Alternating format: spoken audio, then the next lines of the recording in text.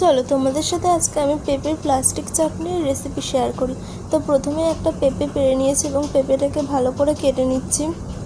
আর তোমরা এই পেঁপের গায়ের এই খোসাগুলো ডিপ করে কাটবে, যাতে ওই সবুজ সবুজ ভাবটা না থাকে। তারপরে এই পেঁপেটাকে আড়াআড়িভাবে সরু সরু করে কেটে নিচ্ছি। তোমরা চাইলে গ্রেটও করতে পারো। তো আমি এরকম চৌকো চৌকো করে কেটে নিচ্ছি ছোটো ছোটো করে। তারপর কড়াইয়ের মধ্যে আমি সর্ষের তেল, তেজপাতা, শুকনো লঙ্কা আর সর্ষে ফোড়ন দিয়েছি। তারপরে পেঁপেগুলোও দিয়ে দিয়েছি। তারপরে একটু হালকা লবণ দিয়েছি। তারপর ভালো করে নেড়ে নিয়ে অল্প একটু জল দিয়েছি। তোমরা বেশি জল দেবে না, নাহলে পেঁপে থেকেও কিন্তু জল বেরোয়। তারপর ভালো করে ঢেকে রেখে কিছুক্ষণ পর একটা লেবু দিয়ে নিচ্ছি।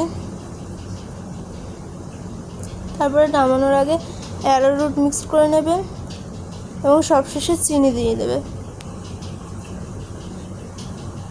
তোমরা তোমাদের মতো চিনি দেবে। আমি এখানে 2 চামচ ব্যবহার করেছি। তো তারপরে নামিয়ে